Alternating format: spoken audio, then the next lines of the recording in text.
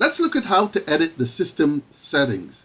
To do that, you click on Preferences and click System Settings, and it brings up the page with the system settings. There are a lot of them, so I'll go through this quickly. The first one is your time zone. Just click on the list and find your state or area and select it from the list. And you'll notice it's all set to the standard time zone. We're in California, so ours is Pacific Standard Time. You select the one for your state or your area. Now, if your state recognizes daylight savings time, then the system will automatically switch you to daylight savings time when that date comes around. If your state does not use daylight savings time, the system will not switch you over to daylight savings time. Okay, after that comes the work week. You cannot change these settings. These settings are automatically changed or updated when you log in each week.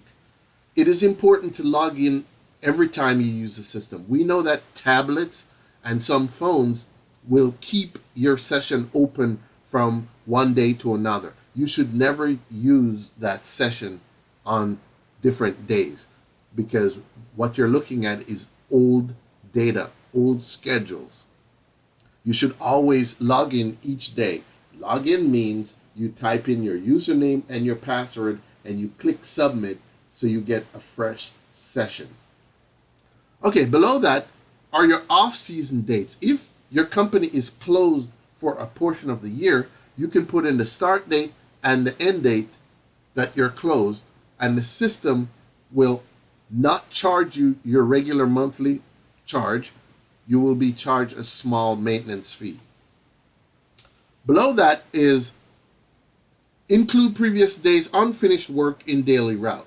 What that means is if your tech misses a pool, do you want to include that pool in his route for the following day? Now, that sounds like a great idea, and it can be, but if you intend to organize your route in a fuel-efficient manner, then you should not say yes here, because the system is going to randomly add any missed pools inside of your nice, neatly arranged route, and it will not be nice, neatly arranged anymore. So you have to choose one or the other. Okay, next one over says, allow customers to see all photos. It's either yes or no. When the pool is serviced, normally a message is sent to the customer telling them what things were done, and these are the photos that were taken off your pool. If you choose no here, the customer will not see any photos that were taken of their pool.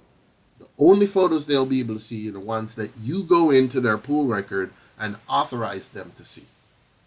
Okay, the next one says, do you want to be notified when the pool tech misses a service?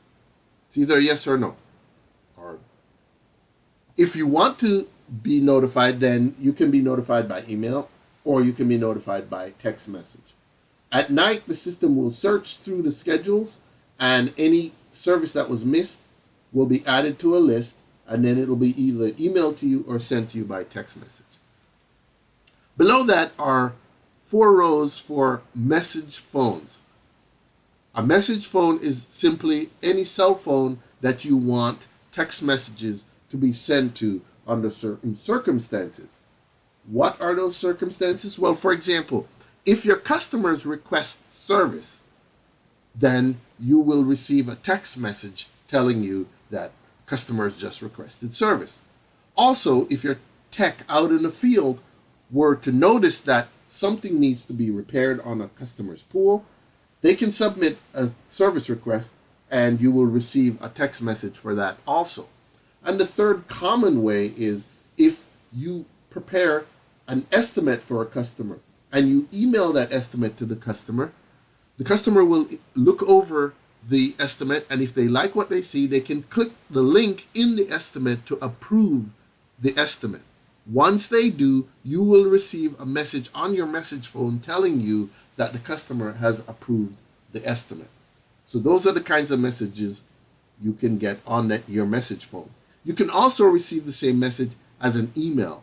If you want to receive it as an email, just put your email address in this message email address box.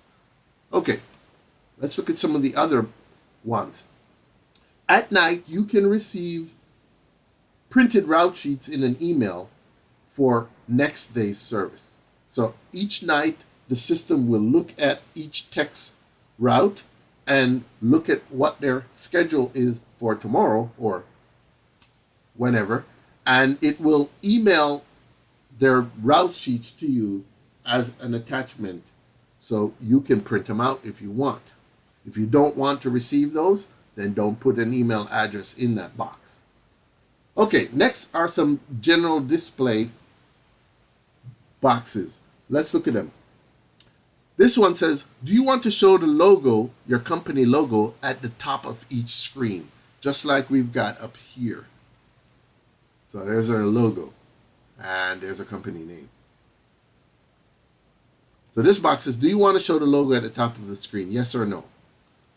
Do you want to show your company name at the top of the screen? Yes or no? Do you want to show your company info on printed invoices? Yes or no? Do you have a wide logo? Yes or no?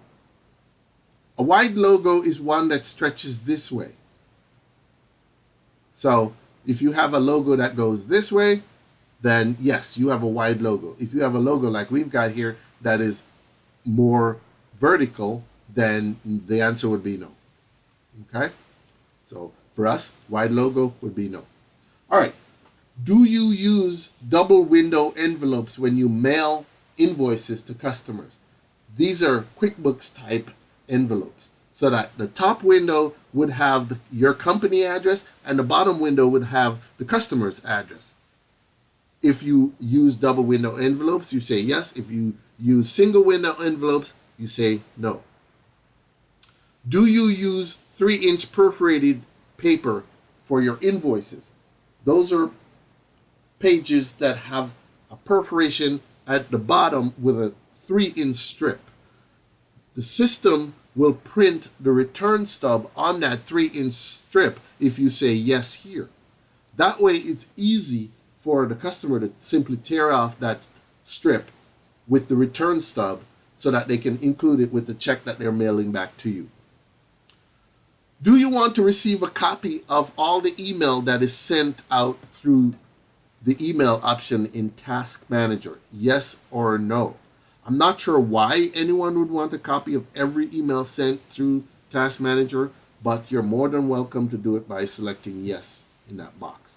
And the last one says, email repair details to customers. That means normally when the tech services a pool, like for a pool cleaning, it sends out detailed information such as the test results from all the water chemicals, and then the tasks that were done, and any chemicals that were added to the pool, and any messages for the customer.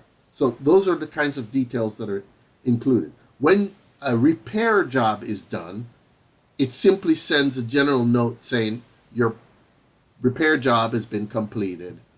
You can log in and take a look to see if there are any additional notes. If you prefer to have the system send all the details for the repair jobs to the customer, then you select yes here. If not, you select no. So those are all the things that are involved in system settings.